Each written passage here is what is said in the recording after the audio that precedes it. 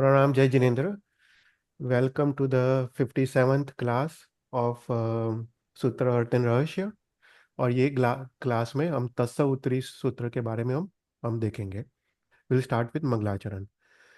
नमो अरियंतानम, नमो सिद्धानम, नमो आयरियानम, नमो वज्जायानम, नमो लोये सव्वसावरम, ऐसो पंच नमुकारो सब पाप परासनो मंगलारं च सवेसिं परमं भवै मंगलम। रागद्वेष विजेतारं ज्ञातारं विश्ववस्तुना शक्रपूज्य गिरामेशं तीर्थे संश्रुतिमानये पन्नगे च सुरेन्द्रे च कौशिके पाद संस्कृति निर्विशेष मनस्काय श्री वीर स्वामिने नमः। प्रणाम जय जिनेन्द्र। तो तस्सा उत्तरी सूत्र एक अद्भुत सूत्र है। उसको समझना अत्यंत कठिन है। पर हम आज थोड़ा सरल भाषा में इसका इसका अर्थ देखेंगे। तो हमने तस्सवुत्तरी सूत्र देखने से पहले हमने अन्नत सूत्र देखा और अरियंचयारम सूत्र देखा।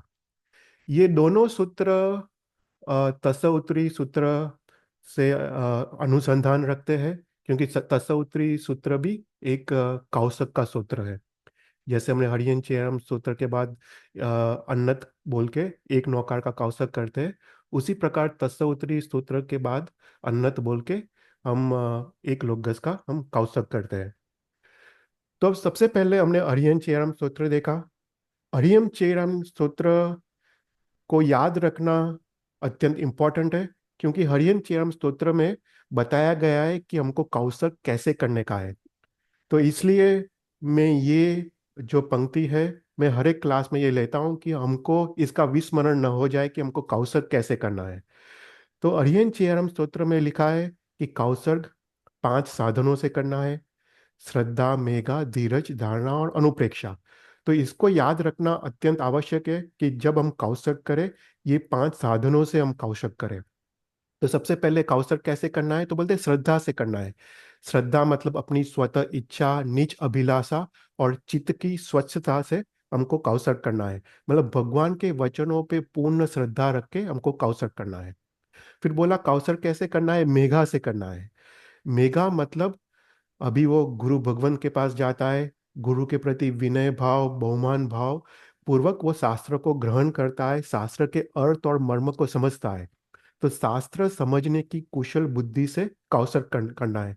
तो इससे क्या होता है कि कौशल के प्रति एक उपादेय बुद्धि प्रकट होती है कि ये कौशल मेरा हित करेगा, ऐसी बुद्धि प्रकट होती है। फिर लिखते हैं कौशल कैसे करना है, धीरज से करना है। धीरज मतलब चित्त की समाधि से, कहीं कोई आकुलता व्याकुलता ना हो, कहीं कोई राग द्वेष ना हो, एक गंभीरता से हमको कौशल करना है। फिर उसके बाद फोर्थ कहते हैं कि कौशल कैसे करना है, धारणा से करना है। धारणा मतलब उपयोग की शून्यता के बिना, मतलब जो भी हम लोकगस या नौकार का जो कौशल करते हैं, उसमें पूर्ण उपयोग रखना। तो उसमें उसका अर्थ, उसका रहस्य, उसमें जो मुद्रा आती है आदि सबका आलंबन लेके हमको कौशल करना है। तो वो बोलते हैं धारणा से कौशल करना। और अंतिम लिखा है अनुप्रेक्षा से करना। अनुप्रेक्षा मतलब तत्व चिंतन, उसके ऊंडाण में जाने का। जो हमने बात किया था कि 14 मार्गना से हम कोई भी सूत्र का, कोई भी टॉपिक का विचार ना करते हैं, तो उससे ज्ञान का विस्तार होता है और उससे सूत्र के रहस्य तक पहुंच पाते हैं। तो यहाँ पे हमने देखा कि जो जीव अनुप्रेक्षा से जो कौशल करता है, उसके दोष नाश होते हैं, गुणों प्रकट होते हैं, और यहाँ पे वो सर्वप्रथम आत्मा की अनुभूति करता है और वो केवल ज्ञान के नजदीक पहुंचता है।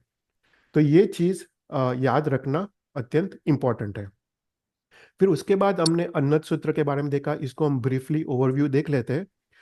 तो अन्नत सूत्र भी गणधर रचित सूत्र है। और अन्नत सूत्र में अ, 4 चीजों की बात की गई है, राइट। उसमें प्रतिज्ञा, स्वरूप, समय और आगार। तो सबसे पहले अन्नत सूत्र में लिखा है कि कौसर की हम प्रतिज्ञा ले रहे हैं, ताव कायम अपानम वो सिरामी। उसका मतलब है हम काया का त्याग करके कौशल कर रहे हैं। पर यहाँ पे काया का त्याग नहीं करना है। काया के प्रति आसक्ति, काया के प्रति जो ममत्व का भाव है, काया के प्रति जो लालन पालन की वृत्ति है, उसको त्याग करके हमको कौशल करना है। देखो, अनादिकाल से हमने अपना शरीर वो अपना माना है, पर अपना शरीर तो पर स्वरूप है, अपना आत्मा वो निज स्वरूप है। तो यहाँ पे कौशल की प्रतिज्ञा की गई है कि मैं अपने काया को पर स्वरूप मान के, मैं अपने काया के प्रति आसक्ति को छोड़ के मैं कौशल करता हूँ। और मेरे कौशल के वक्त कुछ भी उपद्रव आवे, उस समय वे उपद्रव का कोई भी विघ्न का मैं सामना नहीं करूंगा, और मैं निज स्वरूप ऐसे आत्मा में मैं स्थिर रहूंगा। ऐसा करके यहाँ पे कौशल की प्रतिज्ञा की गई है। फिर उसके बाद अन्य सूत्र में लिखा है कि कौशल कैसे करना है। तो बोलते हैं ठाणेरम मौनेरम जानेरम। राइट। इस तीन तरह से हमको कौशल करना है। तो सबसे पहले ठाणेरम मतलब काया गुप्ति का पालन करके, मतलब काया को कोई भी चौकस आसन, नित्य आसन में स्थिर करना। वो जीन मुद्रा हो, पद्मासन हो, अर्ध पद्मासन हो, प्रियंक आसन हो, कोई भी प्रकार का आसन में काया को स्थिर करना। क्योंकि जब तक काया हिलती है मन में विक्षेप पड़ता है और ध्यान संभव नहीं है। तो सबसे पहले क्या लिखा है, काया को स्थिर करना।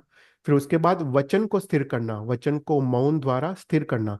क्योंकि वचन प्रयोग का भी अपने मन के विचारों के साथ संबंध है। तो जब तक वचन प्रयोग चालू है ध्यान संभव नहीं है।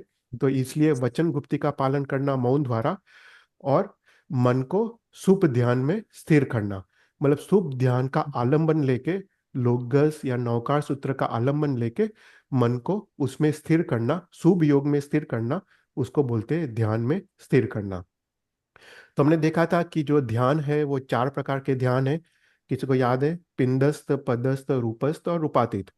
तो पिंडस्थ ध्यान मतलब पिंड मतलब शरीर। तो शरीर के भेद का ध्यान, राइट, कि मैं शरीर से अलग हूँ, ऐसे भेदस्थ अवस्था का ध्यान, उसको पिंडस्थ ध्यान कहते हैं।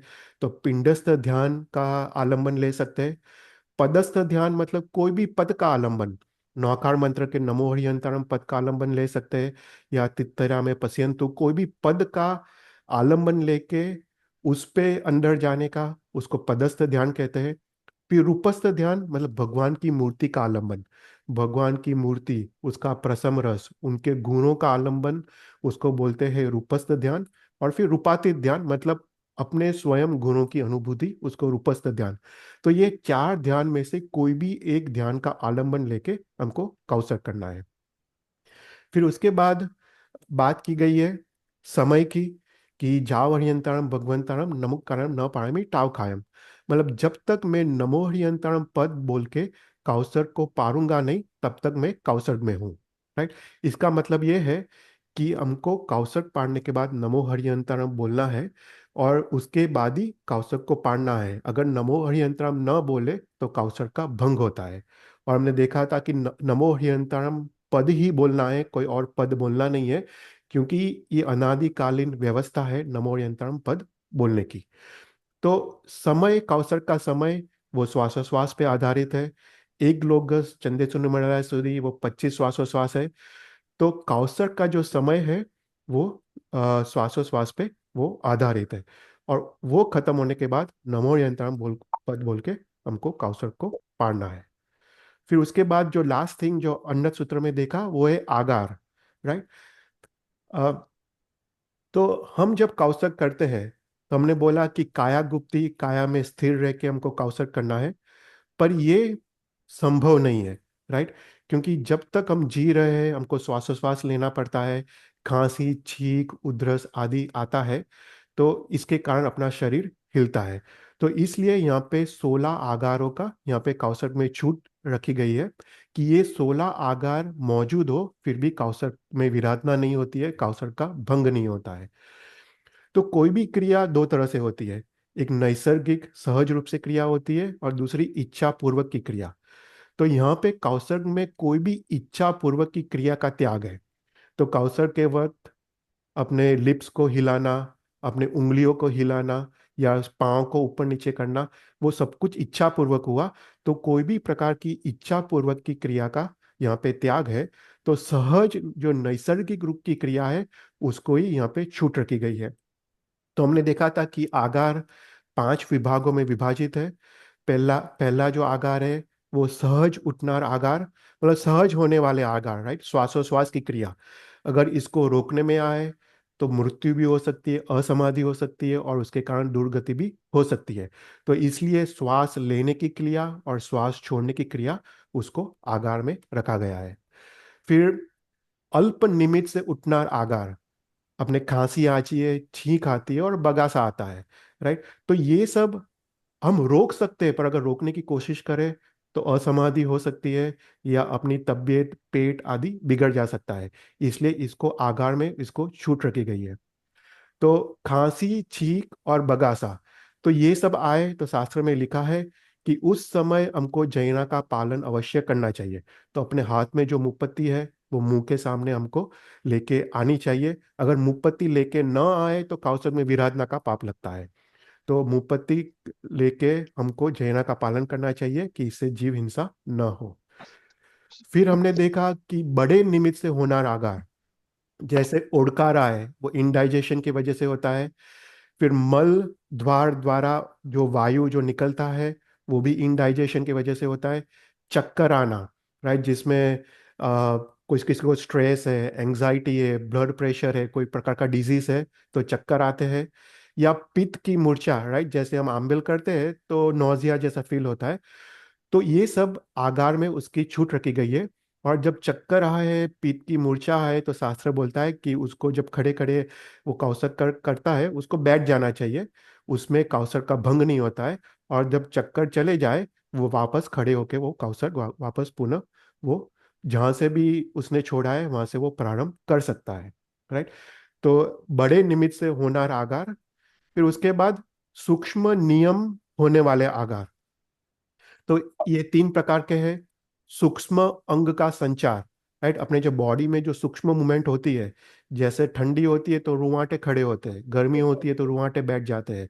श्वासोश्वास लेते हैं तो अपने पेट और एक मिनट, मैं म्यूट करता हूँ। हाँ, जब हम श्वासोश्वास लेते हैं तब अपने पेट के मसल्स, छाती छाती के मसल्स आदि हिलते हैं, राइट। तो वो है सूक्ष्म अंग का संचार। फिर उसके बाद है सूक्ष्म खेल का संचार। सूक्ष्म खेल मतलब अपने शरीर के अंदर जो रक्त का परिभ्रमण होता है, जो वायु का परिभ्रमण, वायु का संचार होता है, पित्त का संचार होता है, वो कंटिन्यूअस मूवमेंट होती रहती है अपने बॉडी के अंदर।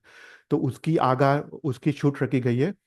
और सूक्ष्म दृष्टि का संचार, मतलब दृष्टि का संचार मतलब आंखों का हिलना नहीं, पर आंखों के अंदर जो प्यूपिल्स है उसका हिलना। तो ये भी बहुत कठिन है। ऐसे कोई महामुनि है जो रात पर्यंत कोई कोई वस्तु पे अपनी दृष्टि को वो स्थिर कर सकते हैं, पर सामान्य मनुष्य के लिए संभव नहीं है। इसलिए इसकी आगार में छूट रखी गई है। तो ऐसे करके 12 आगार की यहाँ पे बात की गई है। और फिर उसके बाद 4 बाह्य निमित्त से होनार आगार। हमने देखा था लास्ट टाइम कि कौसर्ग दो प्रकार के होते हैं, एक चेष्टा कौसर्ग, एक अभिभाव कौसर्ग। जो चेष्टा कौसर्ग होते हैं वो जिसमें श्वासोश्वास प्रमाण होता है। पर जो अभिभाव कौसर्ग होता है वो कर्म निजरा के लिए होता है। इसमें कोई मुनि भगवान जंगल में जाते हैं या स्मशान में जाते हैं, कोई शून्य घर में जाते हैं, और वो रात पर्यंत वो कौसर्ग में रहते हैं। उसको अभिभाव कौसर्ग कहते हैं। तो उस समय काफी मुश्किल विकट परिस्थिति का सामना करना पड़ता है। जैसे अग्नि लगे जंगल में, या अपने सामने कोई पंचेंद्रिय जीव का वध हो रहा हो, या फिर वहां पे युद्ध, राजा का भय हो, कोई युद्ध होने का भय हो, या जंगली पशु प्राणी सर्प का भय हो। तो उस समय शास्त्र बोलता है कि वो जगह को छोड़ के अन्य सेफ स्थान पे जाके उसको कौसर्ग उसको करना चाहिए। तो यहाँ पे कौसट में विराधना नहीं होती है, कौसट का भंग नहीं होता है, और वापस इरिया वैया बोलने की जरूरत नहीं है। वो वापस सेफ स्थान पे जाके जहाँ से उसने कौसट बंद किया था वहां से वो पुनः स्टार्ट कर सकता है। तो ये सब आगारों की छूट रखने का कारण है कि अग्नि से मृत्यु म, बहुत वेदनामय है, उसमें असमाधि हो सकती है। सर्प के दंश आदि से जो वेदना होती है उसमें असमाधि हो सकती है, और असमाधि में मृत्यु हो तो दुर्गति में जाना पड़ता है। इसलिए वो स्थान को छोड़ के अन्य स्थान जाना उसको चाहिए। तो ऐसा करके हमने लास्ट क्लास में अन्नत सूत्र के बारे में हमने देखा था। कोई भी क्वेश्चंस? फिर फिर उसके बाद हमने लास्ट क्लास में आ, आ, जो काउसर्ग में जो 19 जो दोष लगते हैं, वो दोष के बारे में हमने लास्ट क्लास में देखा कि काउसर्ग में ये 19 दोष को हमको अवॉइड करना चाहिए। राइट। तो यहाँ तक हमने लास्ट क्लास में हमने देखा। तो अभी हम तस्व उत्तरी सूत्र के अर्थ से हम आगे बढ़ते हैं।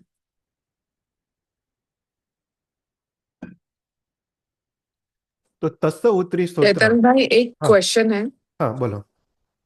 अ, वो आजकल हम लोग जब सामयिक लेते हैं हम्म। तो टाइमर वो ऐसे कभी फोन पे या जूम हम्म। पे हमारा स्वाध्याय होता है तो बराबर। फोन की छूट रख सकते हैं।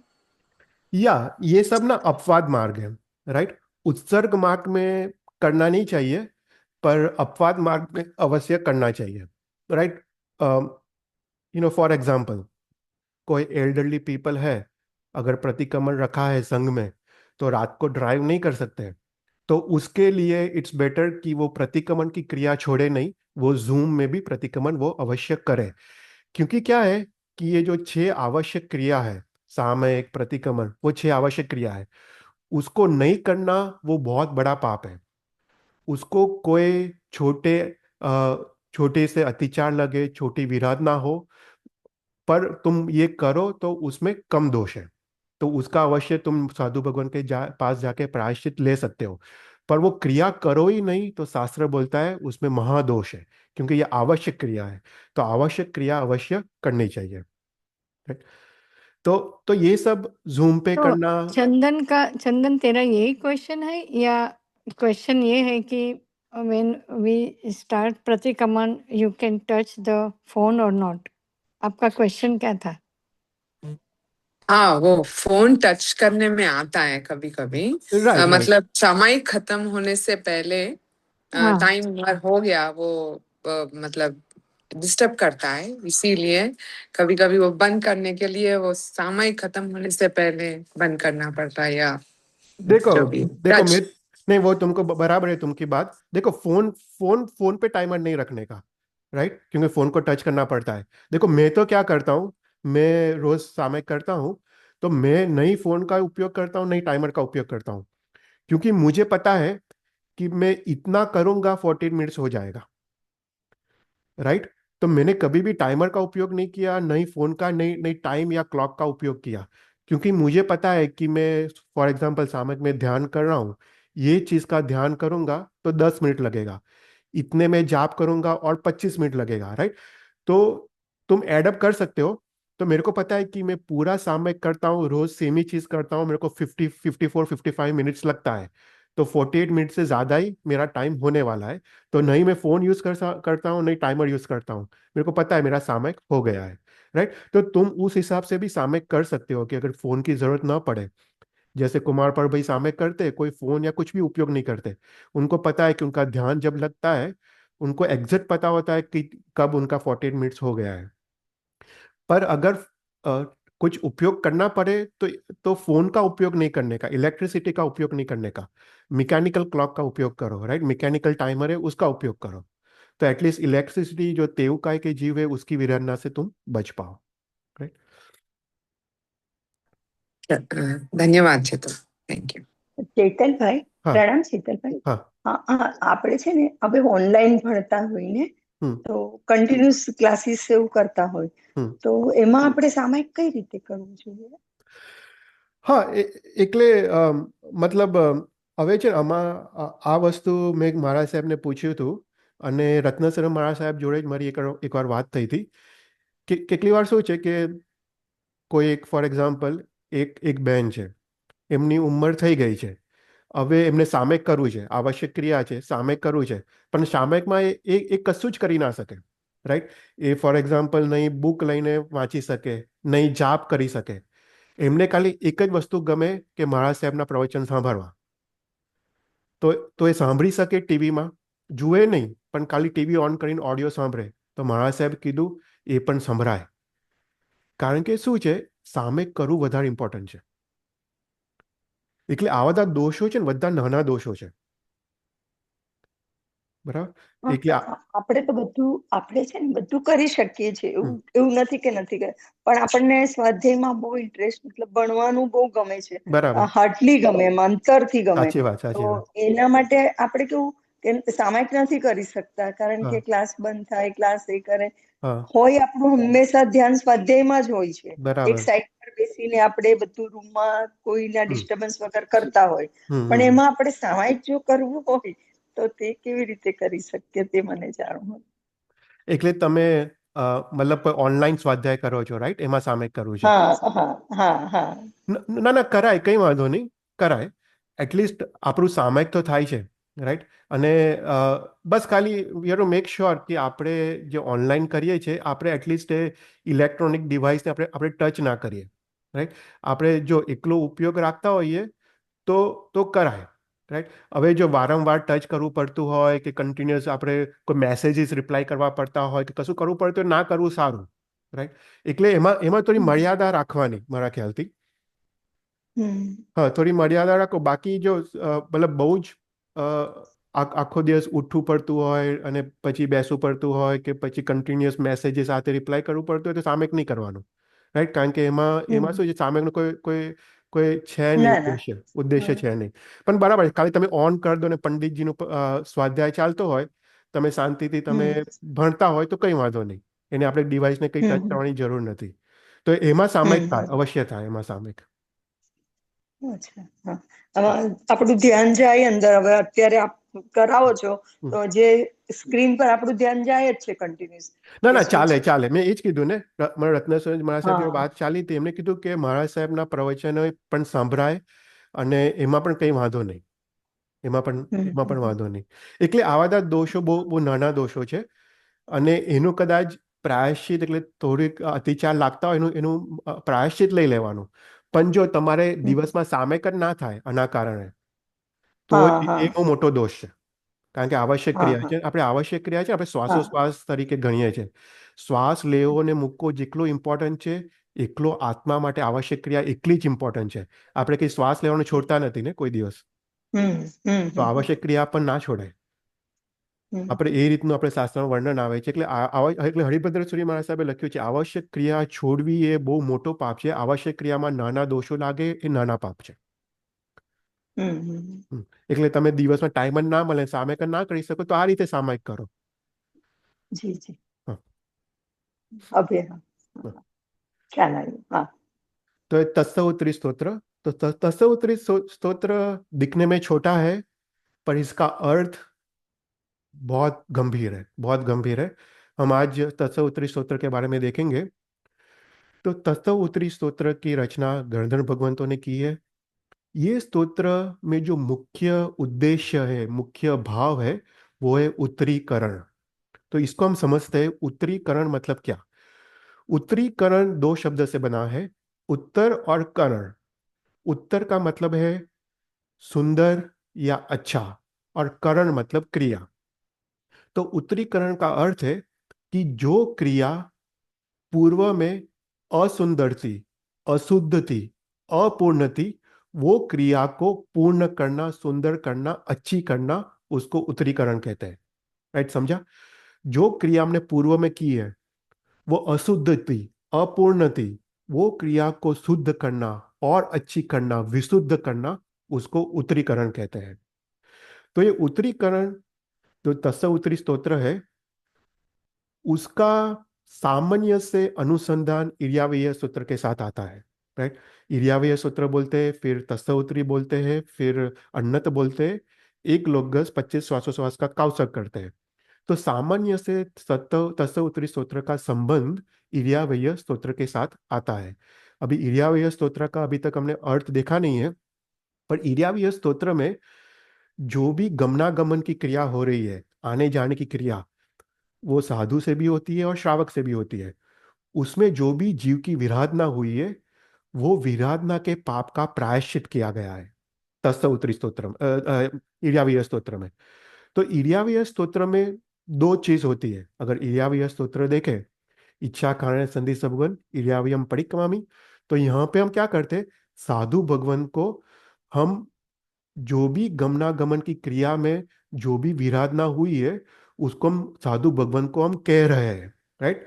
तो तो इसको क्या बोलते हैं? आलोचना नाम का प्रायश्चित। जब साधु भगवान को हम अपना पाप कहते हैं तो उसको आलोचना नाम का प्रायश्चित कहते हैं। तो साधु भगवान को मात्र अपने पाप कहने से कितने पाप ऐसे होते हैं वहां का वहीं उसकी निर्जरा हो जाती है, मात्र कहने से। तो ये इर्यावय स्तोत्र में जब गमनागमन में जो भी जीव की विराधना हुई है, वो विराधना का जो भी पाप लगा है वो साधु भगवान को हम कह रहे हैं। तो इससे हमको फर्स्ट स्टेप हुआ आलोचना नाम का प्रायश्चित।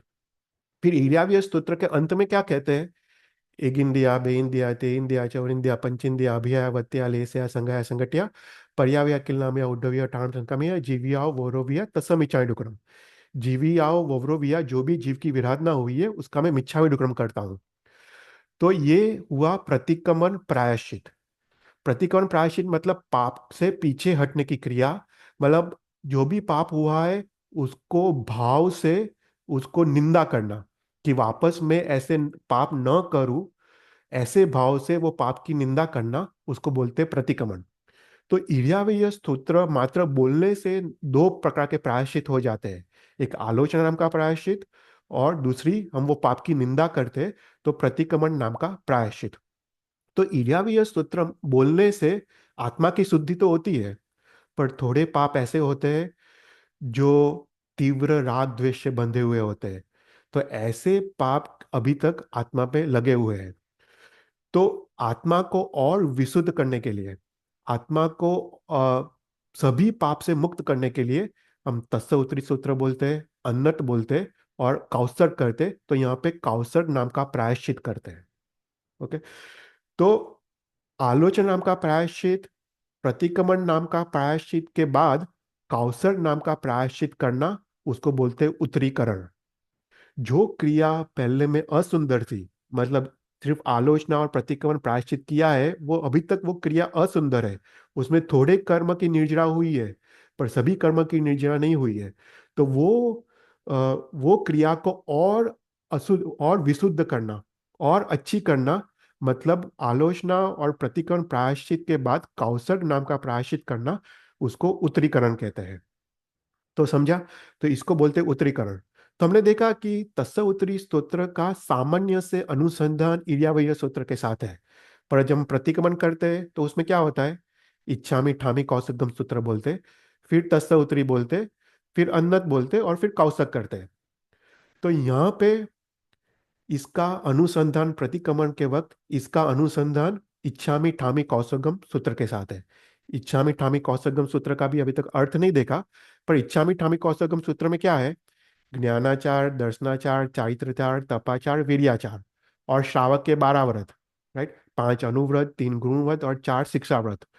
उसमें जो भी विराधना हुई है, उसमें जो भी खंडन हुआ है, देखो यहाँ पे भी समझना है कि अगर हम व्रतधारी श्रावक है तो विराधना होती है, पर अगर हमने व्रत लिया ही नहीं है तो वो ज्यादा बड़ा पाप है, राइट।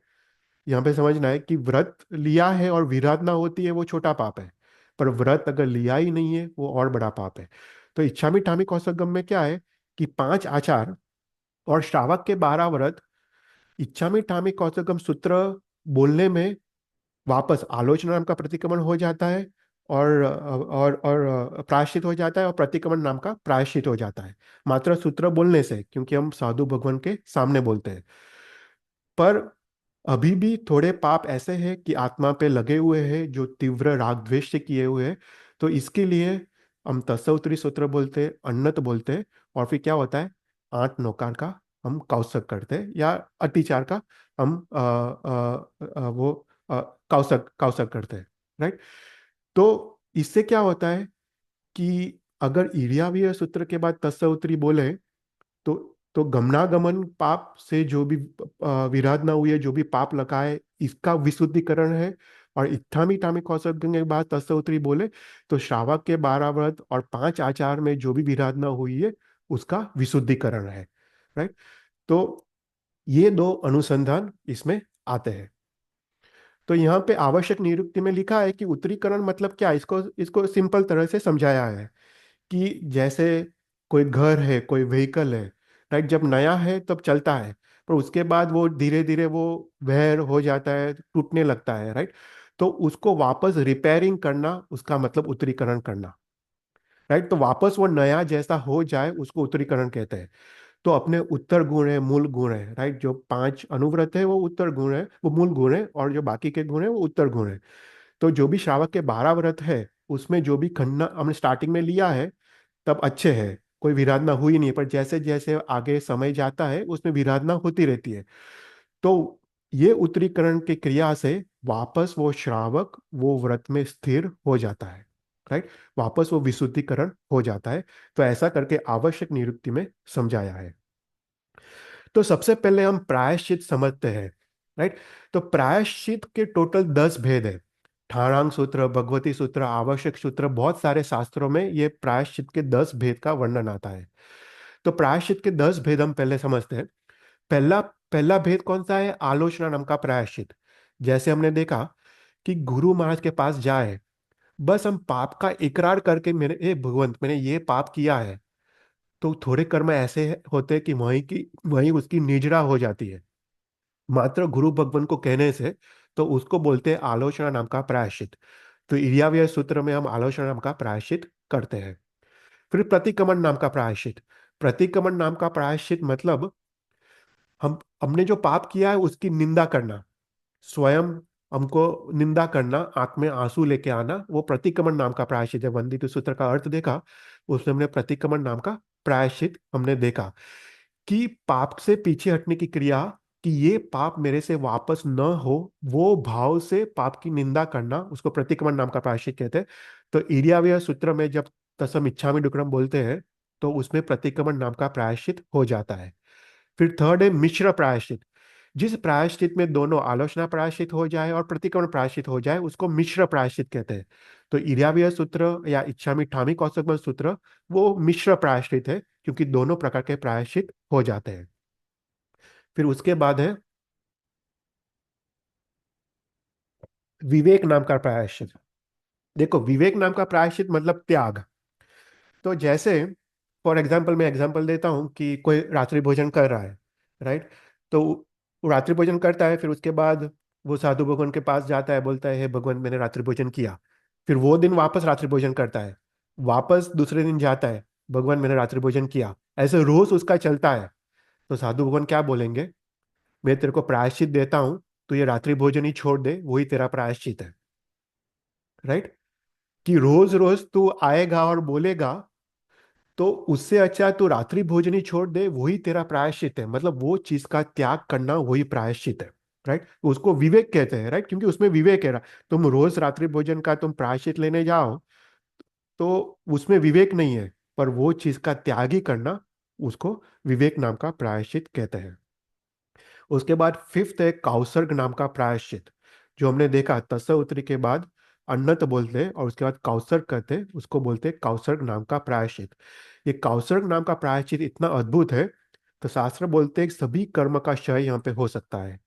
जो भी कर्म लगे हैं वो सभी कर्म का क्षय कौसर्ग नाम के प्रायश्चित में हो सकता है, क्योंकि कौसर्ग की ये ताकत है।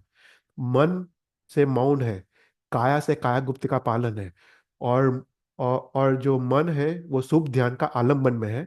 तो उस समय विवेक नाम का गुण प्रकट होता है और सभी पाप कर्म का नाश हो सकता है।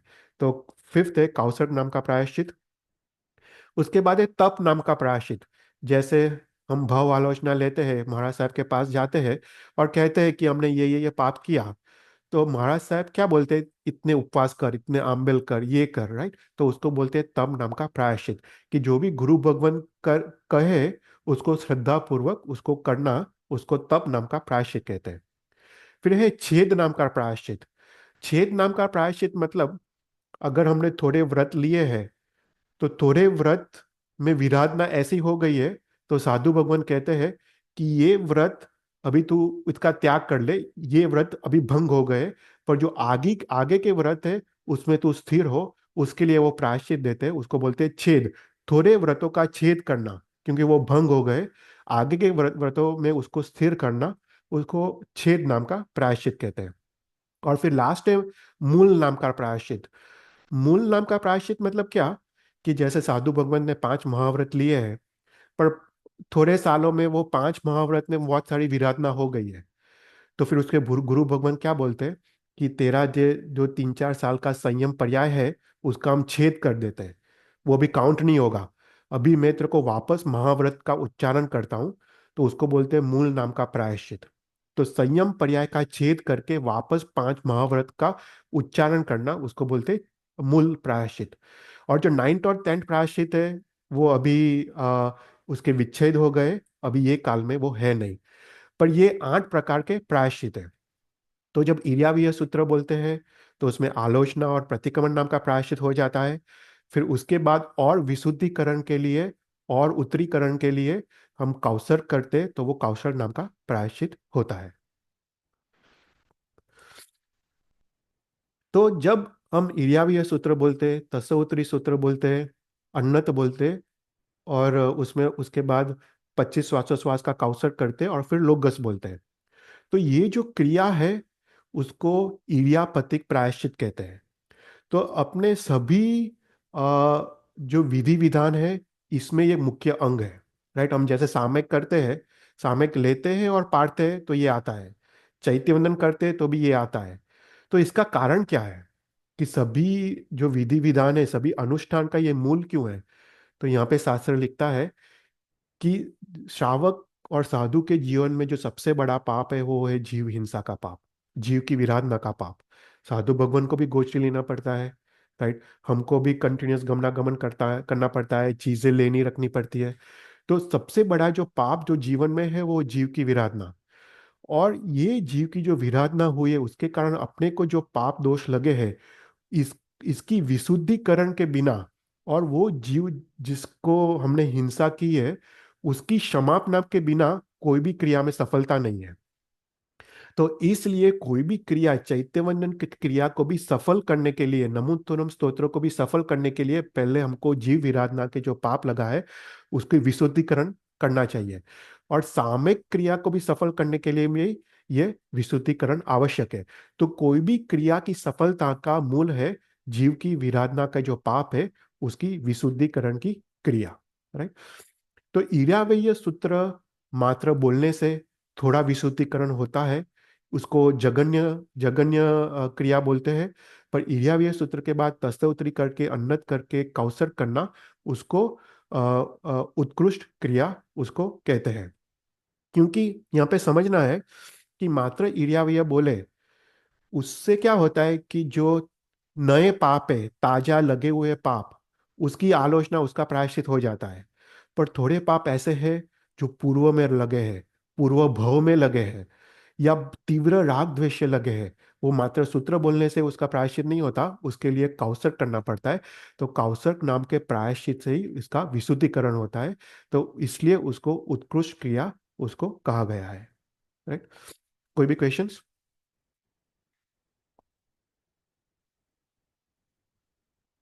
तो तस्व उत्तरी स्तोत्र, ये तस्व उत्तरी स्तोत्र 4 विभागों में उसका विभाजित किया गया है।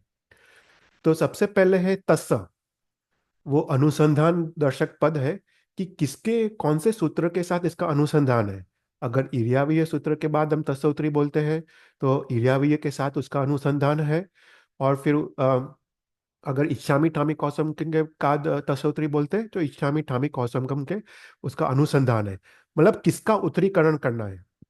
तो वो तस्स शब्द वो अनुसंधान उसका देता है कि किसका उत्तरीकरण हमको करना है। फिर सेकंड पार्ट है करण। करण मतलब ये हमको कौसर क्यों करना है, कौसर का लक्ष्य क्या है। तो 4 पदों द्वारा उसका वर्णन आता है, उत्तरीकरण, पाश्चितकरणम, विसोईकरणम और विसलीकरण। ये 4 उद्देश्य से, ये 4 को लक्ष्य में रह के हमको कौसर करना है। फिर उसके बाद कौसर का प्रयोजन, कि ठीक है हमने उत्तरीकरण को लक्ष्य में रह के कौसर किया, पर अंतिम प्रयोजन क्या है। तो बोलते हैं पावारम कमारम निगाह ठाड़े, मतलब पाप कर्म का निर्घातन, पाप कर्म का नाश, वो अंतिम प्रयोजन है। और फिर प्रवृत्ति कि मैं कौसग में मैं अभी स्थिर होता हूँ, ठामी कौसगम। तो ऐसा करके तस्सोत्तरी स्तोत्र में 4 विभाग में उसका विभाजन किया है। तो सबसे पहले तस्स, तस्स मतलब उसका, तेनु, मतलब किसका उत्तरीकरण करना है, तो उसका उत्तरीकरण करना है। उसका मतलब जो पहले जो सूत्र बोला है उसका उत्तरीकरण करना है। तो इसको दो दृष्टि से उसको सोचना है। सबसे पहले जो प्रचलित है इर्यावीय सूत्र के अनुसंधान में, तो हमने देखा जब इर्यावीय सूत्र बोलते हैं जो भी जीव की विराधना हुई है उसमें जो पाप लगा है, उसमें इर्यावीय सूत्र बोलने से हमको आलोचना और प्रतिक्रमण नाम का प्रायश्चित हो जाता है। पर उसके उत्तर में, उसके उपरांत हमको और विशुद्धिकरण के लिए हमको कौसर नाम का प्रायश्चित करना है। तो उसको बोलते हैं तत्स उत्तरीकरण, राइट। तो वो क्रिया को और सुंदर और विशुद्ध बनाना, तो उसको बोलते हैं ईर्याव्यय के संबंध में तत्स उत्तरीकरण। फिर दूसरा है आवश्यक सूत्र के वृत्ति के आधार। मतलब हमने जैसे देखा प्रतिक्रमण करते हैं तो क्या करते हैं, हम इच्छामि ठामि कौसगम सूत्र के पहले भी करेमी बनते सूत्र बोलते हैं। अगर याद हो, करेमी बनते बोलते हैं, इच्छामि ठामि बोलते हैं, तस्स उत्तरी बोलते हैं, अन्नक बोलते हैं और फिर कौसक करते हैं। तो यहाँ पे जो करेमी बनते सूत्र का भी हमने अर्थ देखा नहीं है। पर करेमी बनते सूत्र क्या है, उसमें जो छह आवश्यक है, राइट, हमने जो आवश्यक अभी बात की, सामयिक, प्रतिक्रमण, 24 गुरु वंदन, पचकान और कौसर्ग, राइट। हमने जो छह आवश्यक की बात की, वो आवश्यक में कोई भी विराध ना हुई हो तो वो करेंबी बनते सूत्र में उसकी क्षमापना है। और फिर उसका इच्छामी ठामी कौसगम में 5 आचार, और फिर श्रावक के 12 व्रत में जो भी खन्ना विराधना हुई है उसकी यहाँ पे उत्तरीकरण है। तो तस्स उत्तरीकरण मतलब उसका उत्तरीकरण, उसको बोलते तस्स उत्तरीकरण। कोई भी क्वेश्चंस?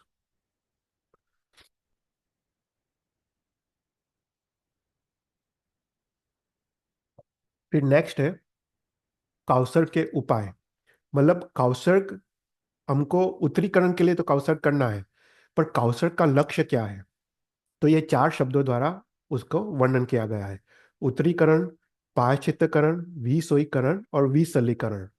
तो सबसे पहला है उत्तरीकरण, राइट। तो उत्तरीकरण मतलब हमने देखा कि उत्तर और करण, जो क्रिया पूर्व में अशुद्ध थी, अपूर्ण थी, उसको और शुद्ध करना और सुंदर करना, उसको उत्तरीकरण कहते हैं। अभी करण मतलब क्रिया। क्रिया दो टाइप की है, एक पूर्वकरण है और एक उत्तरकरण है। पूर्वकरण मतलब जो क्रिया पहले की गई है उसको पूर्वकरण कहते हैं, उसके बाद जो फॉलोइंग क्रिया है उसको उत्तरकरण कहते हैं। तो फॉर एग्जाम्पल, कोई जीव कोई कोई भी प्रकार का पाप करे, वो भी क्रिया है, पाप करने की भी वो क्रिया है। कोई जीव की विराधना करे तो वो पूर्वकरण हुआ। उसके उत्तर में वो इर्याव्यय सूत्र बोले तो इर्याव्यय सूत्र वो उत्तरकरण हुआ, क्योंकि पाप करने के क्रिया के उत्तर में वो क्रिया की। अभी इर्याव्यय सूत्र में 2 प्रकार के प्रायश्चित किया, उसके उत्तर में वो कौस्तक करता है तो इर्याव्यय सूत्र वो पूर्वकरण हुआ, और जो कौस्तक करने की क्रिया वो उत्तरकरण हुआ। तो पूर्व की क्रिया उसको पूर्वकरण कहते हैं, उसके बाद की क्रिया उसको उत्तरीकरण कहते हैं। तो ये उत्तरीकरण, पाश्चितकरण, विसोईकरण, विसलीकरण, ये जो 4 जो क्रिया करनी है वो सभी कौशल में रह के हमको ये चारों क्रिया करनी है। तो अभी उत्तरीकरण में जीव कौशल में है, राइट। कौशल में उसका लक्ष्य फिक्स है कि मेरे को उत्तरीकरण करना है, मुझे मेरे को आत्मा को विशुद्ध करना है, सभी पापों से मुक्त करना है। वो कौशल का लक्ष्य है उत्तरीकरण करने का। तो वो लक्ष्य के साथ वो कौशल में वो प्रवेश करता है। फिर कौशल में वो क्या करता है, लोकगत सूत्र पे वो अपना ध्यान करता है। तो लोकगत सूत्र में क्या होता है, लोकगत सूत्र में जो 24 जिनेश्वर की स्तुति है, राइट। तो इसमें भगवान के 4 अतिशयों का वर्णन आता है, राइट। ज्ञान अतिशय, अपयागमन अतिशय, वाचना अतिशय और तो ये चार चार अतिशयों का ये लोकगत सूत्र में वर्णन आता है। तो लोकगत सूत्र में प्रभु के गुणों का वो वर्णन आता है।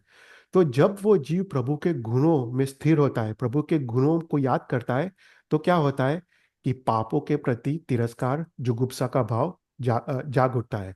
तो इसमें क्या है, उत्तरीकरण की क्रिया में मात्र पाप की निजरा नहीं है, पर पाप के संस्कारों को भी हमको मूल से निकालना है। तो जब वो लोगस में भगवान के गुणों को याद करता है, उसको जो प्रतिपक्षी जो पाप है उसके प्रति उसको द्वेष होता है, उसके प्रति उसको जुगुप्सा का जो भाव होता है, तब उसको संवर नाम का गुण यहाँ पे प्रकट होता है और उसका जो आत्मा है वो निर्मल होता है। तो ये उत्तरीकरण की क्रिया से आत्मा की निर्मलता उसको प्राप्त होती है। तो ये एक अद्भुत क्रिया है। तो उत्तरीकरण क्रिया से बेसिकली जो भी पाप कर्म है उसका नाश होता है। उसके साथ साथ पापों के संस्कार, मतलब पापों के संस्कार मतलब पाप करने की इच्छा, पाप करने की वृत्ति का भी यहाँ पे नाश होता है। तो उसको बोलते हैं उत्तरीकरण की क्रिया। तो हमको कौस्तुभ का लक्ष्य फिक्स है कि हमको क्या करना है, हमको उत्तरीकरण करना है। पर उत्तरीकरण ऐसे ही नहीं होता है। उत्तरीकरण कैसे होता है, तो बोलते उत्तरीकरण पायश्चित्तकरण से होता है, विसोईकरण से होता है और विसलीकरण से होता है। राइट। तो ये तीनों पायश्चित्तकरण, विसोईकरण और विसलीकरण, वो तीनों तीन हमको कौशल में रह के हमको करना है। तो सबसे पहले क्या करना है उत्तरीकरण के लिए, तो शास्त्र कहता है प्रथम स्टेप है पायश्चित्तकरण। राइट। प्राय चित्त वो दो शब्द से बना है, प्राय और चित्त। प्राय का अर्थ है विपुल मात्रा में, बहुत, वो बोलते हैं प्राय। और चित्त मतलब अपना मन। इसका अर्थ है विपुल मात्रा में चित्त को, अपने मन को शुद्ध करना, उसका उसका अर्थ है प्रायश्चित्तकरण। मतलब अपने मन को विशुद्ध करना विपुल मात्रा में, उसको प्रायश्चित्तकरण कहते हैं। देखो, यहाँ पे जो बात की गई है एक अद्भुत बात की गई है। यहाँ पे एक पूरा मार्ग दिखाया है कि आत्मा की शुद्धि उत्तरीकरण कैसे करने का। तो प्रथम स्टेप क्या बताया है कि अपने कॉन्शियस माइंड को शुद्ध करना, अपने चित्त मतलब अपने मन, अपने कॉन्शियस माइंड को शुद्ध करना। राइट। अपने मन में जो अशुभ विचार आते हैं, मन में जो भी खराब विचार आते हैं, पाप करने के विचार आते हैं, उसको जो मलिनता है उसको सबसे पहले शुद्ध करनी पड़ेगी। राइट। आत्मा को शुद्ध करना है। आत्मा को शुद्ध करने के लिए प्रथम तो मन को तो शुद्ध करना पड़ेगा ना। कोई किसी का मन शुद्ध नहीं हो और वो आत्मा को शुद्ध वो कैसे कर सकता है। तो प्रायश्चित्त करण से ही उत्तरीकरण संभव है। तो इसलिए सबसे पहले है अपने कॉन्शियस माइंड, इसमें जो भी अशुद्धियां पड़ी है, हिंसा के विचार, जो भी मलिनता पड़ी है, उसको शुद्ध करना, उसको निकालना, उसको नाश करना, उसको बोलते हैं प्रायश्चित्त करण की क्रिया। तो प्रायश्चित का संस्कृत का अर्थ है पाप की छेदन की क्रिया। जो क्रिया से पाप का छेदन हो उसको प्रायश्चित कहते हैं। तो अभी जीव काउसर्ग में है, उसका लक्ष्य साफ है, उसको उत्तरीकरण करना है, उसको पापों को भी निकालना है, पापों के संस्कार को भी उसको निकालना है। तो वो सोचता है कि सबसे पहले मेरे मन को तो शुद्ध करना पड़ेगा। सबसे पहले मुझे अपने कॉन्शियस माइंड, जो मन में जो विचार आ रहे हैं, उसको, जो आर्थ ध्यान है, रौद्र ध्यान है, वो सब निकालना पड़ेगा। मन को धर्म ध्यान में स्थिर करना पड़ेगा, मेरे मन को शुभ करना पड़ेगा। तो सबसे पहले वो क्या करता है, जो भी उसके दोष है उसको सरलता से वो स्वीकार करता है। और वो कौशल करने में वो उत्सुक होता है, वो तत्पर होता है कि कब मैं वो पाप दोषों को अपने मन से वो निकालूं। तो उसको बोलते हैं प्रायश्चित्तकरण। तो ये कैसे होता है, तो शास्त्र बोलता है कि अपने जो भी खराब विचार है, जैसे हिंसा के विचार है, उसके सामने प्रतिपक्षी विचार को खड़ा करना। तो हिंसा के सामने अहिंसा के विचार को लाना, राग के सामने वैराग्य के विचार को लाना, द्वेष के सामने करुणा या क्षमा के विचार को लाना। राइट। संसार के पुद्गलों के प्रति जो रति अरति भाव है उसके सामने समता के विचार को लाना। तो जो भी अपने पाप दोष है उसके सामने अपने मन में प्रतिपक्षी विचार को खड़ा करना, उसको बोलते प्रायश्चित्तकरण। तो प्रथम स्टेप क्या है आत्मा की शुद्धि के लिए, अपने कॉन्शियस माइंड को शुद्ध करना, अपने मन के विचारों को शुद्ध करना, तभी तो आत्मा शुद्ध होगा। तो प्रथम स्टेप यहाँ पे बताया है प्रायश्चित्त करण की क्रिया, और ये सभी कौशल में होती है। तो अभी दूसरा स्टेप है विषयीकरण। तो अपने मन को तो शुद्ध करना है, पर मन तो ऐसे ही शुद्ध नहीं होगा ना। अपने मन के विचार तो ऐसे ही थोड़े शुद्ध होने वाले हैं। तो यहाँ पे बताया है कि मन को शुद्ध प्रायश्चित्तकरण कैसे होता है। तो प्रायश्चित्तकरण विषयीकरण से होता है। विषयीकरण मतलब मन को विशेष रूप से शुद्ध करने की क्रिया। राइट। तो अपने अपने अपने वहाँ दो प्रकार के मन है, एक ज्ञात मन है, दूसरा अज्ञात मन है। कॉन्शियस माइंड और सब कॉन्शियस माइंड। देखो जैन धर्म कितना डीप में जाता है। कि हमने प्रायश्चितकरण में कॉन्शियस माइंड को शुद्ध करने का लक्ष्य रखा, कि हमको कॉन्शियस माइंड मतलब अपने जो मन के विचार आ रहे हैं उसको शुद्ध करना है, अच्छे विचार हमको लेकर आने हैं। पर अच्छे विचार ऐसे तो नहीं आएंगे, उसके लिए हमको सब कॉन्शियस लेवल को शुद्ध करना पड़ेगा, क्योंकि मन में जो कॉन्शियस लेवल पे जो विचार आते हैं वो कहाँ से उठते हैं? सब कॉन्शियस लेवल से उठ के वो कॉन्शियस लेवल पे आते हैं ना। कोई भी प्रसंग हमने देखा टीवी में, फॉर एग्जाम्पल अर्थक्वेक हुआ, तो हमको जो प्रथम विचार आता है वो सब कॉन्शियस लेवल से ऊंचे उठ के आता है। हमको वहां पे करुणा का विचार आया या फिर हमको कोई और विचार आया, राइट? वो विचार जो प्रथम जो विचार आता है वो सब कॉन्शियस लेवल से ऊंचे उठ के कॉन्शियस लेवल पे आता है। तो हमको सब कॉन्शियस लेवल को भी शुद्ध करना है। इसका अर्थ है आत्मा के अध्यवसाय को शुद्ध करना है। आत्मा के अध्यवसाय को शुद्ध करने से ही अपना मन शुद्ध होगा। तो विषयीकरण से ही प्रायश्चितकरण होगा। जैसे कोई कपड़ा कोई धो रहा है, अगर वो सिर्फ पानी से कपड़ा धोए तो कपड़ा साफ होता है, पर उसके उसके साथ वो साबुन से कपड़ा धोए तो कपड़ा की विशेष शुद्धि होती है। तो उसी प्रकार मन के विचार को शुद्ध करना है, पर कॉन्शियस लेवल को अकेले के शुद्ध करने से कुछ नहीं होगा, सब कॉन्शियस लेवल को भी शुद्ध करना पड़ेगा, तभी कॉन्शियस लेवल अपना शुद्ध होगा। तो अपने आत्मा में, आत्मा की अध्यवसाय की शुद्धि मतलब क्या? अपने आत्मा में जो अध्यवसाय है, जो राग द्वेष अहंकार है, राइट, जो विषयों के प्रति जो आसक्ति है, जो अपनी इंद्रिय जो विषय के प्रति आसक्त है, जो मिथ्यात्व है, जो गलत मान्यता है, जो कुपाप के जो कुसंस्कार जो पड़े हैं, प्रमाद है आदि जो आत्मा के अध्यवसाय में पड़े हैं, उसको पहले शुद्ध करना पड़ेगा। देखो, अगर आत्मा के अध्यवसाय शुद्ध नहीं हो तो मन कहाँ से शुद्ध होगा? आत्मा में राग द्वेष अहंकार पड़ा है, राइट, विषयों की आसक्ति पड़ी है, मिथ्यात्व पड़ा है, तो मन में शुभ विचार आएंगे ही नहीं। तो मन में शुभ विचार लाने के लिए, प्रायश्चित्तकरण के लिए हमको आत्मा के अध्यवसाय को शुद्ध करना पड़ेगा। इसको बोलते हैं विषयीकरण। तो ये विषयीकरण कैसे होता है? तो जीव अभी कौसर्ग में है, वो भी कौसर्ग में अभी वो आगे सोचता है कि मेरे अंदर कोई हिंसा के परिणाम तो नहीं है, मेरे इंद्रिय विषय कषाय में आसक्त तो नहीं है, मेरे अंदर राग द्वेष अहंकार तो नहीं है, मेरे अंदर उपयोग की शून्यता तो नहीं है। देखो, कोई भी पाप होता है वो उपयोग की शून्यता के वजह से होता है, जागृति के अभाव के कारण होता है।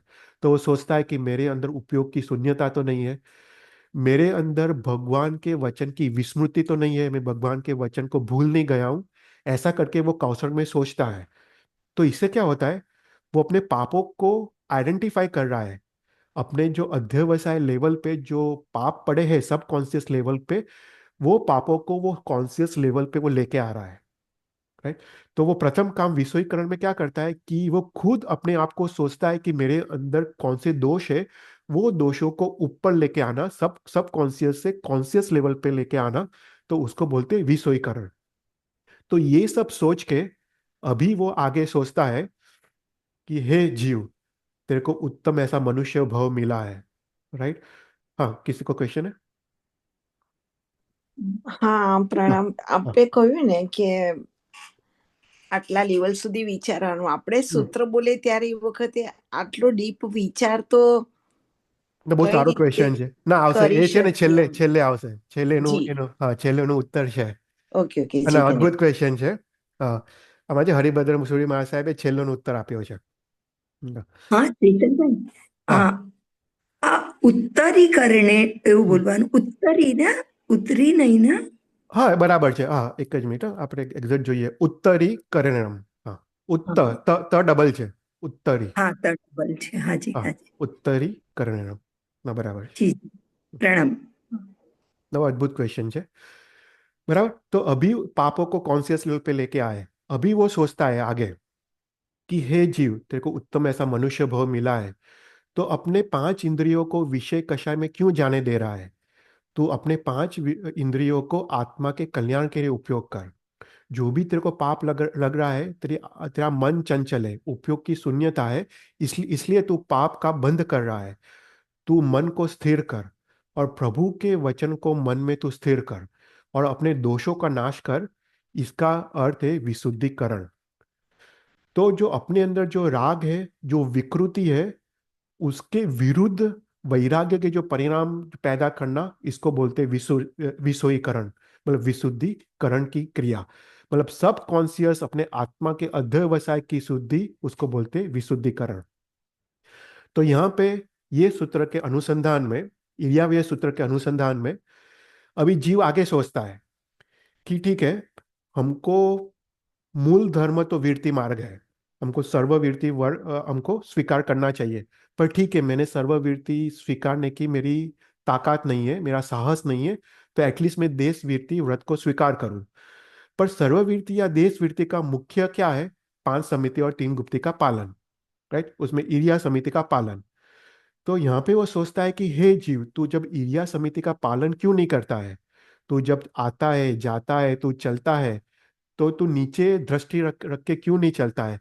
तू उपयोग रख के क्यों नहीं चलता है? वो अपने आप को वो ये सब सोचता है। तो जो भी व्रत नियम तूने अंगीकार किए है श्रावक के, उसमें तू विराधना क्यों होने देता है? इसलिए तू कौसर का पुनः पुनः तू अभ्यास कर, क्योंकि कौसर के अभ्यास से क्या होता है? काया की स्थिरता है, वचन की स्थिरता है, और मन लोगस के सूत्र के आलंबन में है। तो उससे जागृति, उपयोग बढ़ते जाता है। और ऐसे ऐसे तो कौशल का पुनः पुनः पुनः पुनः तो अभ्यास करते जाएगा। ऐसे ऐसे तू ये 5 समिति और 3 गुप्ती की विराधना या श्रावक के 12 वर्ग की विराधना से तू बचते जाएगा, और इससे ही तेरा विशुद्धिकरण होगा। तो ऐसा करके विशुद्धिकरण वो करता है, राइट। पता चला हमको क्या करना है? लक्ष्य तो उत्तरीकरण है, आत्मा की विशुद्धि। पर उत्तरीकरण के लिए हमको कैसे संभव है? प्रायश्चितकरण से। हमके मन के विचार शुद्ध हो तभी आत्मा शुद्ध होगा। पर मन के विचार तो ऐसे शुद्ध होने वाले नहीं है। मन के विचार को शुद्ध करने के लिए आत्मा के अध्यवसाय को शुद्ध करना पड़ेगा।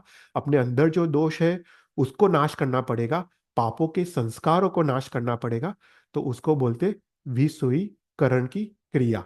मतलब पाप को निर्बीज करना पड़ेगा कि वापस वो पाप उगे नहीं, पाप करने की इच्छा ही मर जाए, उसको बोलते विसुईकरण की क्रिया, राइट। तो विश्वईकरण भी ऐसे संभव नहीं है। देखो अभी और डीप जा रहे हैं। आत्मा की अध्यवसाय की शुद्धि तो की, पर आत्मा की अध्यवसाय की शुद्धि ऐसे ही होने वाली नहीं है, राइट।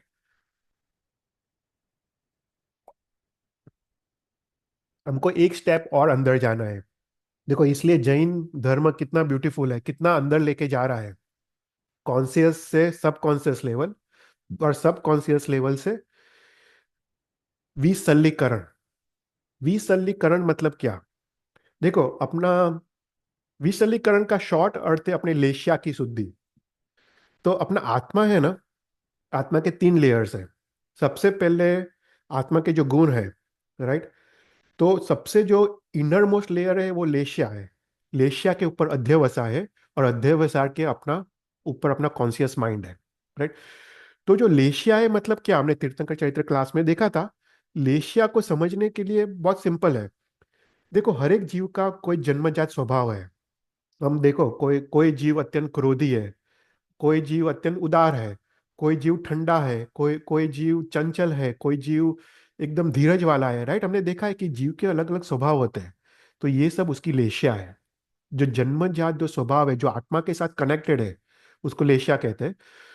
तो यहाँ पे विसलीकरण मतलब आत्मा में जो शल्य है उसको नाश करना है। आत्मा के शल्य को नाश करने से ही आत्मा के अध्यवसाय विशुद्धिकरण वो होगा। तो शल्य मतलब क्या? कांटे। तो अपने शरीर में जब कोई कांटा घुसता है, राइट, तो शरीर में कंपन होता है, ध्रुजना होता है, कोई प्रकार की पीड़ा होती है, राइट। जैसे शरीर में खिल्ली घुसे, शरीर में कोई तलवार घुसे, जहर घुसे, या कांटा घुसे, राइट। ये सब शरीर में जब घुसता है तो शरीर में पीड़ा होती है, उसको बोलते हैं द्रव्य शल्य। पर जो चीज आत्मा को अस्थिर करे, आत्मा को अस्वस्थ करे, उसको भावशल्य कहते हैं। तो भावशल्य अर्थात क्या? अपने जो दोष है वो सब भावशल्य है। तो महानिशीत सूत्र कहता है जो भी हमने पाप दोष का सेवन किया है, उसका हमने अभी तक कोई भी प्रकार का प्रायश्चित न किया हो, वो आलोचना प्रायश्चित हो, प्रतिक्रमण प्रायश्चित हो, या कौशक प्रायश्चित हो, कोई भी दोष का हमने कोई भी प्रकार का प्रायश्चित न किया हो वो शल्य हो जाता है, वो आत्मा के अंदर कांटा रूप हो जाता है। तो वो क्या करता है आगे जाके, वो पाप कर्म का बंध करता है और वो चीर काल तक वो जीव को संसार का परिभ्रमण कराता है। तो शास्त्र कहता है कि जिसके पास ये शल्य है वो धर्म का अधिकारी भी नहीं है। देखो वहां तक शास्त्र कहता है वो धर्म कर भी नहीं सकता, वो व्रत भी अंगीकार नहीं कर सकता जिसके अंदर शल्य है। तो धर्म करने का भी अनअधिकारी है। तो सबसे पहले क्या करना है, हमको ये शल्य को हमको निकालना है। तो तीन प्रकार के शल्य है। 3 લેયર કયા એકવાર ફરીથી કહેશો? સૌથી ઇનર ઇનર છે તે લેશિયા. ક્યાં કીધું? લેશિયા, રાઈટ. એટલે આપણે કોઈ પણ ભાવમાં એની લેશિયા હોય, જેવી રીતે દેવ દેવ ભાવમાં હોય તો તેજો લેશિયા હોય, રાઈટ. એટલે હા એનો સ્વભાવ હા હા એ ઇનર મોસ્ટ લેયર હોય, કારણ કે આત્મા જોડે કનેક્ટેડ છે. એની એની ઉપર સબકોન્શિયસ લેવલ છે, અધ્યવસાય છે. એ હમ સેકન્ડ લેવલ છે, એની ઉપર છે, લેશિયાની ઉપર છે. અને હમ અધ્યવસાયની ઉપર આપણું આપણું મન છે, કોન્શિયસ માઇન્ડ, જેમાં મનમાં જે વિચાર તો આવે છે એ અંદરથી ઉઠે છે. હા તો અધ્યવસાય છે that can affect the લેશિયા layer, right? હા હા, એટલે બંને રીતે આપણા મનના વિચારોથી પણ અધ્યવસાય એફેક્ટ થાય, અને અધ્યવસાયથી પણ લેશિયા એફેક્ટ થાય, અને લેશિયાથી પણ હા મન એફેક્ટ થાય. બંને બંને રીતે.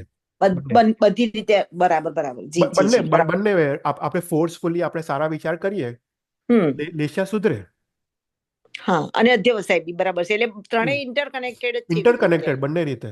હા, જી જી પણ જી આપણે ખાલી વિચારીએ કે મારું મન શુદ્ધ થવું જોઈએ, મનમાં સારા વિચાર આવવા જોઈએ, પણ એવું થતું નથી. કારણ કે અંદર લેશિયા છે, અધ્યવસાય છે. આપણે જો જીવનમાં રાગ દ્વેષ ને બધું ઓછું નહીં કરીએ તો મનના વિચારો એ સુધરશે નહીં. કે એને કહેવાની વાત હમ આ છે. હમ આપણે હમ ગમે તેટલો હમ પ્રયત્ન કરીએ અને આપણે રાગ દ્વેષ આખો દિવસ જે કરતા હોય એ કરતા રહીએ, પછી આપણે હમ કહીએ કે હું તો આટલી મહેનત કરું છું પણ કંઈ મન સુધરતું નથી, રાઈટ. તો હમ ક્યાંથી સુધરે? એટલે આપણે અંદર અંદર જવું પડે, અંદર જવું હા પડે. હા અધરવાઇઝ ઇટ કીપ્સ બાધરિંગ ગયા બરાબર બરાબર ये જી सेम ने सेम ज ક્લિયર रहे. सेम ધન્યવાદ પ્રણામ. तो तीन प्रकार की लेशिया है. माया, सॉरी, तीन प्रकार का शल्य है, तीन प्रकार के कांटे हैं जो आत्मा में घुसे हुए हैं.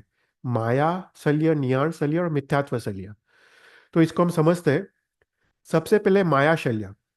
माया शल्य मतलब क्या? हम जो भी धर्म आराधना करते हैं उसमें कोई दंभ या मायाचार तो नहीं है ना.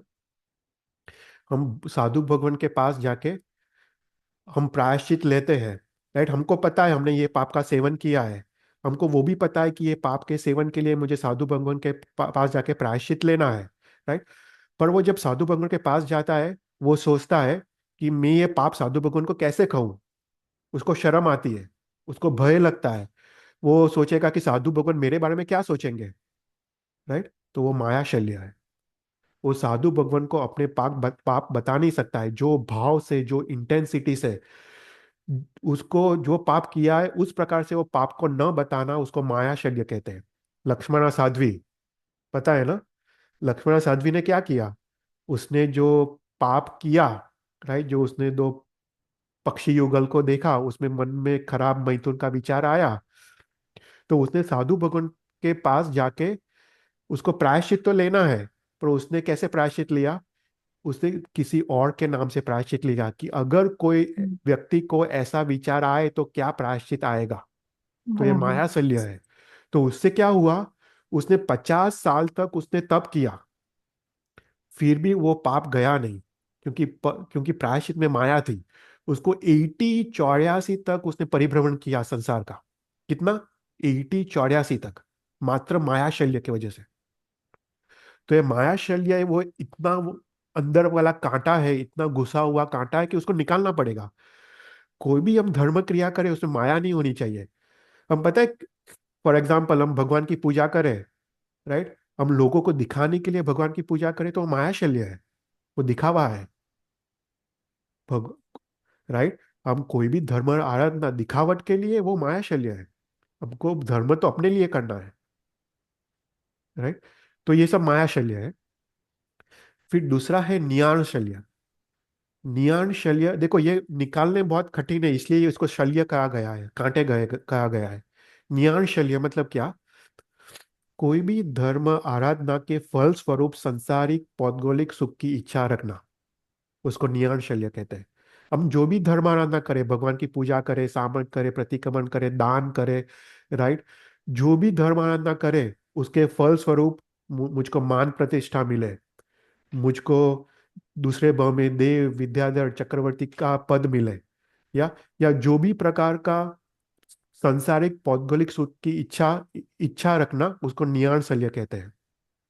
साधु भगवान के पास वो जाके, वो उसने जो पाप किया है उसका प्रायश्चित भी लेता है, प्रायश्चित का वो शुद्ध वो वहन भी करता है। पर उसके फल स्वरूप उसको अगर ऐसा हो कि मुझे दूसरे भाव में मुझे सांसारिक पुद्गल, मुझे पैसा गाड़ी जो भी मान सम्मान मिले, तो उसको नियण शल्य कहते हैं, राइट। कोई भी धर्म आराधना मात्र सम्यक दृष्टि की प्राप्ति के लिए, दोषों का नाश के लिए, गुणों का विकास के लिए, राइट, ऐसे शुद्ध भाव से हमको धर्म आराधना करनी चाहिए। कोई भी पौद्गलिक इच्छा रह गई मोक्ष प्राप्ति के अलावा, तो वो कांटे की तरह आत्मा में घुस जाती है, उसको बोलते हैं नियाण शल्य। राइट, कितने लोग प्रायश्चित लेते हैं, उसको मन में ऐसा इच्छा होती है कि साधु भगवंत पूरे संघ में उसकी प्रशंसा करे कि देखो ये कैसा शुद्ध प्रायश्चित करने वाला व्यक्ति है, राइट। ऐसी आशंसा से प्रायश्चित लेना उसको नियाण शल्य कहते हैं, राइट। तो शुद्ध आशय से प्रायश्चित लेना या शुद्ध आशय से धर्म आराधना करना, उसको धर्म आराधना करनी चाहिए, राइट। तो पहला है माया शल्य, दूसरा है नियाण शल्य, थर्ड है मिथ्यात्व शल्य। मिथ्यात्व शल्य मतलब क्या? प्रभु ने जो भी मार्ग दिखाया है, प्रभु के तत्व, आत्मा का स्वरूप जो भी दिखाया है, उस पे वो सर्वश्रेष्ठ है, ऐसी श्रद्धा, राइट। उस भगवान के वचन के एक भी वचन पे शंका, उसको मिथ्यात्व कहते हैं। एक भी वचन अगर हम सोचे कि भगवान में सभी वचन मानूं पर ये वचन नहीं मानूंगा, तो वो मिथ्यात्व है। तो मिथ्यात्व शल्य है, वो कांटे की तरह आत्मा में घुस जाता है, राइट। हमने देखा था जीव जीव के तीन टाइप के मिथ्यात्व है, राइट। कौन से तीन टाइप के मिथ्यात्व? कि ये शरीर मेरा है, वो प्रथम मिथ्यात्व है। देखो ये सबको होता है, हम अगर सोचे कि हमारे पास मिथ्यात्व नहीं है तो गलत है। हमको अपना शरीर अपना लगता है ना। ये शरीर मेरा है, वो प्रथम मिथ्यात्व, कि शरीर मैं हूं बेसिकली, राइट, वो प्रथम मिथ्यात्व। सेकंड मिथ्यात्व क्या है? संसारिक जो भी सामग्री जो इकट्ठा की है वो मेरी है, राइट, वो सेकंड मिथ्यात्व। और थर्ड, सांसारिक सामग्री के सुख, उसके भोग और उपभोग में ही सुख है, वो थर्ड मिथ्यात्व, राइट। हमको हमको होता है ना रति अरति भाव, हम कुछ अच्छा खाए तो सुख होता है, राइट, और हम कुछ खराब खाने में आ जाए तो अरति होता है ना। तो ये मिथ्यात्व है, मिथ्यात्व है। तो मिथ्यात्व ये कांटा रूप है, वो अपने आत्मा के अंदर घुसा हुआ है। तो ये तो जीव जब साधु भगवान के ऐसे मिथ्यात्व शल्य वाला जीव भी अगर साधु भगवान के पास जाके वो प्रायश्चित लेता है, तो वो प्रायश्चित को वो वहन भी करेगा। प्रायश्चित जो जिस प्रकार साधु भगवान ने किया है, वो उस प्रकार से वो करेगा। पर डिफरेंस क्या होगा कि उसको पाप के भय से, के पाप के जो उदय का जो भय है उससे प्रायश्चित करेगा। पर पापों के प्रति उसको जुगुप्सा नहीं है। देखो पाप उसको डंकते नहीं है, पाप के उदय उसको डंकता है, राइट। यहाँ पे डिफरेंस हमको समझना चाहिए। हमको क्या कि पाप और दोष हमको दंकने चाहिए। अगर हमको पाप का उदय दंके और पाप न दंके, तो वो मिथ्यात्व है। देखो शास्त्र कितना डिटेल में गया है कि हमको पाप अच्छे नहीं लगने चाहिए, राइट, पाप का उदय नहीं। पाप खुद अच्छे ना लगे तो हमको समझने का सम्यक्त्व है। तो यहाँ पे वो साधु को ने जाके वो प्रायश्चित भी करेगा, पर उसको पाप नहीं दंकेगा या श्रद्धा पूर्वक वो प्रायश्चित नहीं करेगा, तो वो मिथ्यात्व शल्य है। तो ये तीन प्रकार के शल्य है, माया शल्य, ज्ञान शल्य और मिथ्यात्व शल्य, जो अपने आत्मा में घुसे हुए हैं। ये तीनों शल्य को प्रथम निकालना पड़ेगा, उसके बाद ही अपना अध्यवसाय शुद्ध होगा, और उसके बाद ही कॉन्शियस माइंड शुद्ध होगा। तो अभी देखते हैं कि इसको निकालने का कैसे, राइट। तो सबसे पहले अगर मिथ्यात्व शल्य ले, तो हमको हमको यहाँ पे सोचना है कि मुझे संसार है, संसार असार लगता है या नहीं। जो धर्म है और धर्म का फल जो मोक्ष है वो सारभूत लगता है या नहीं। मुझे संसार के सुख में रति भाव है और संसार में दुख में अरति भाव है या नहीं। राइट, हमको ये सब क्वेश्चंस हमको पूछना है। अगर संसार के सुख में राग है और दुख में द्वेष है तो हमको समझने का कि मिथ्यात्व है, क्योंकि सम्यक दृष्टि जीव को राग द्वेष पे ही नफरत है। वो तो राग द्वेष को ही दूर करने करने की कोशिश करता है। तो संसार के सुख के प्रति राग हो और दुख के प्रति द्वेष हो तो वो मिथ्यात्व है। राइट। तो यहाँ पे वो सोचता है कि मुझे मिथ्यात्व शल्य को मेरे को दूर करना है। तो कैसे दूर करूंगा? तो सबसे पहले वो भगवान के कृपा को याद करता है, भगवान के अनंत उपकार को याद करता है। फिर वो सोचता है कि भगवान ने जो वचन दिए हैं, भगवान ने जो मार्ग बताया है, भगवान का एकांत स्वरूप को स्वीकारना है, भगवान की एकांत शरण को हमको स्वीकारना है। और भगवान ने जो हमको रास्ता बताया है उससे एकांत मेरा हित होने वाला है। और भगवान ने बताए गए मार्ग के विरुद्ध करने से मेरा एकांत से अहित होने वाला है। ऐसा करके सोचते सोचते उसका मिथ्यात्व का नाश होता है। राइट। तो भगवान के वचन पे पूर्ण श्रद्धा, भगवान के आज्ञा पालन पे पूर्ण श्रद्धा, उससे मिथ्यात्व शल्य का नाश होता है। फिर उसके बाद नियाण शल्य। राइट, नियाण शल्य कैसे निकलेगा? राइट, तो यहाँ पे वो जीव सोचेगा कि मुझे जो भी धर्म आराधना करता हूँ उसके पीछे मेरे को सांसारिक सुख, मान सम्मान, प्रतिष्ठा की तो इच्छा तो नहीं है।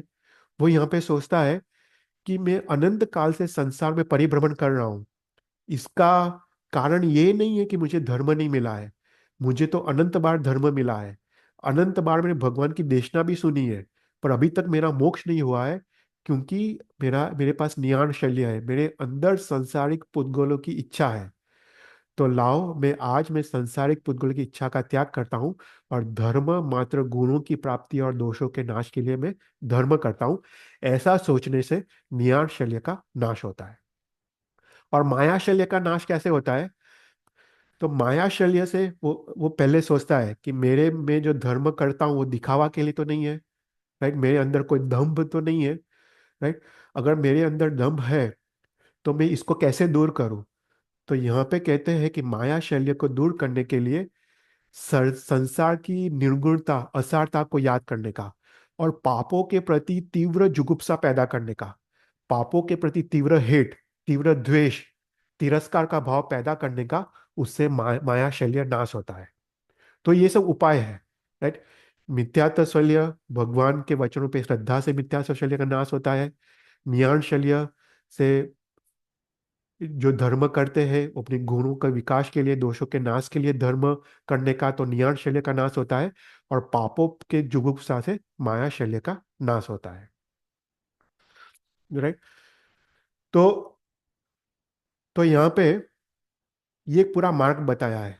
राइट, सबसे पहले हमको ये 3 शल्य निकालने हैं। ये 3 शल्य निकलेंगे तभी विशुद्धिकरण होगा, अध्यवसाय शुद्ध होंगे, राग द्वेष आदि निकलेंगे, और उसके बाद ही अपना कॉन्शियस माइंड प्रायश्चितकरण होगा।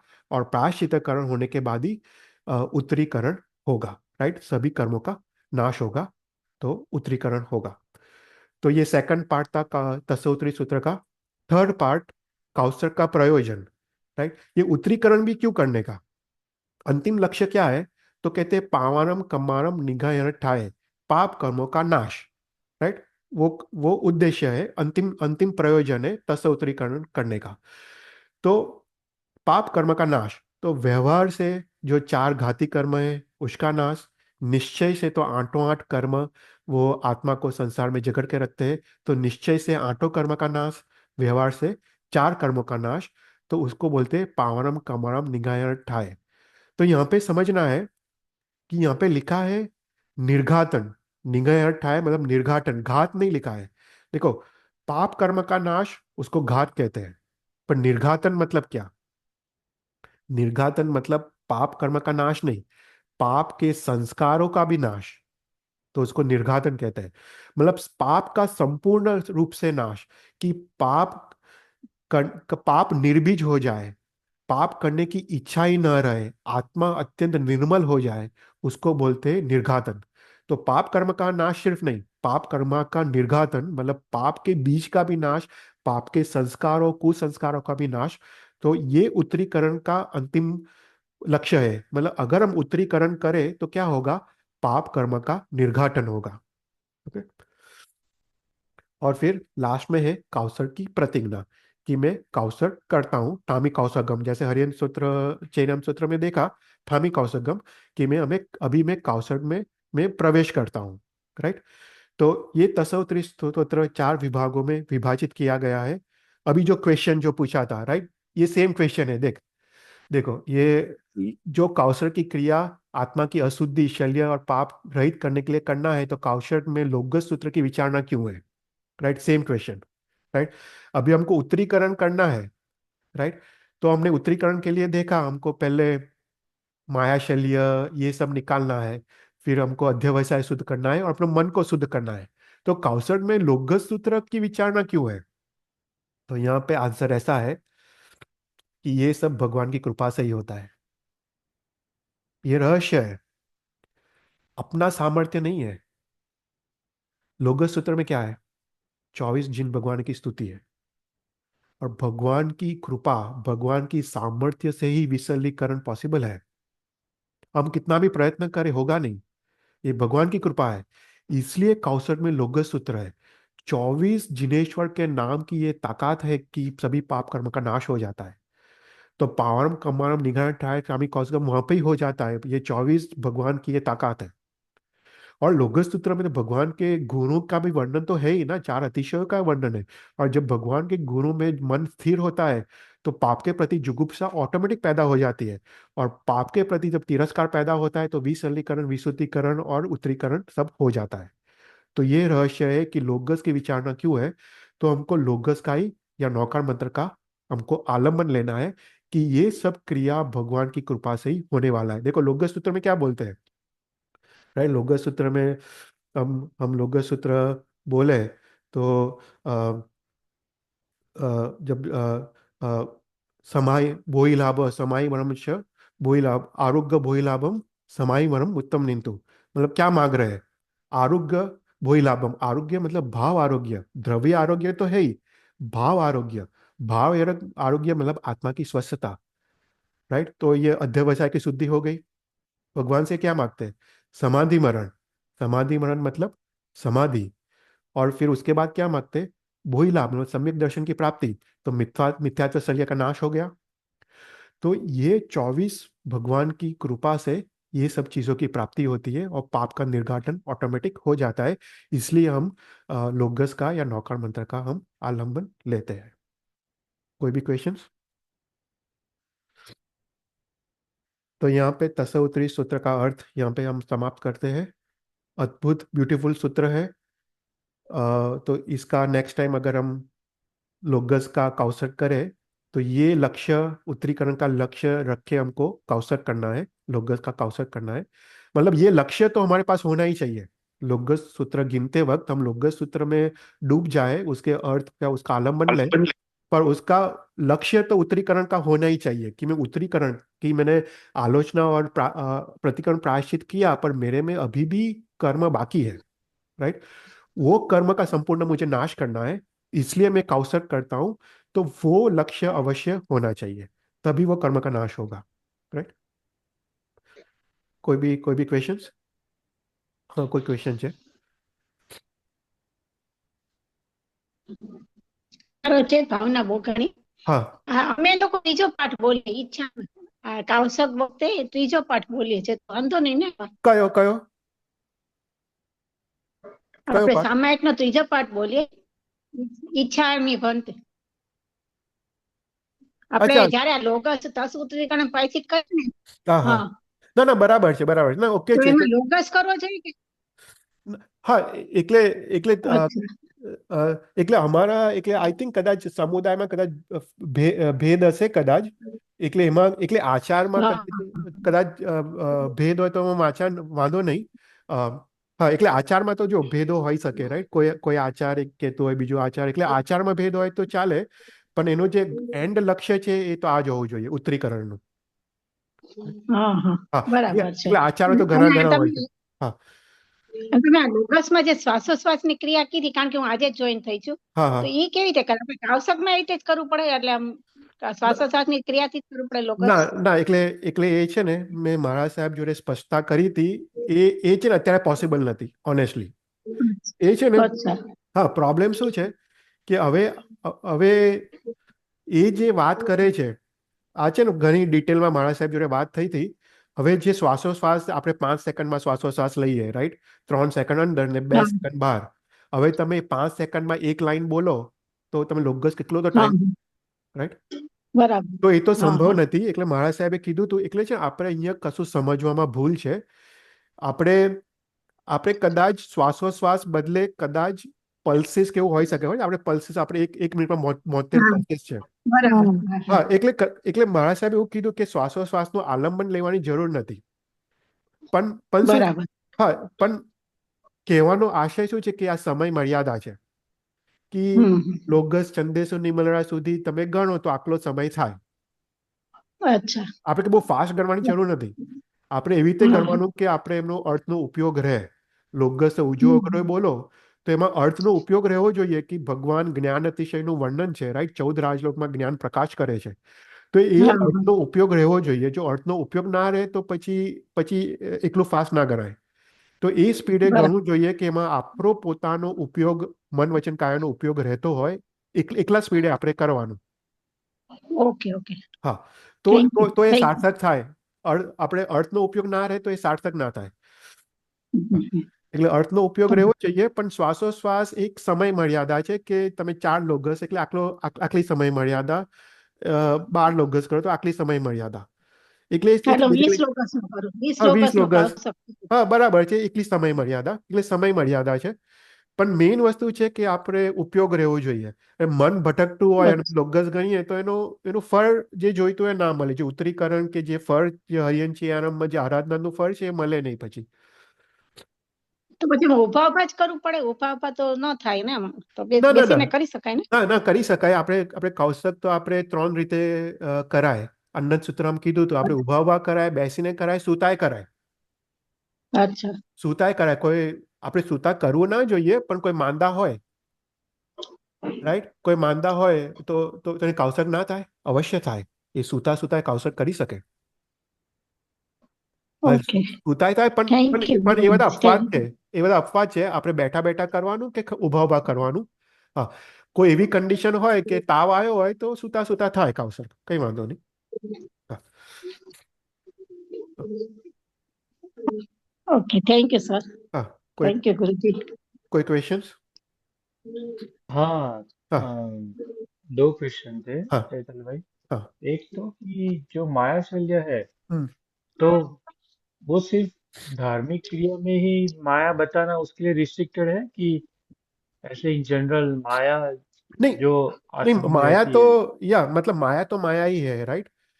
हम्म मतलब धार्मिक क्रिया ऐसा नहीं, कोई भी क्रिया में माया तो माया ही है, वो तो पापी है, राइट। मतलब अपने अपने हम्म शास्त्र में तो वहां तक कहा है। देखो, मैं बहुत एक मतलब फनी एग्जांपल है।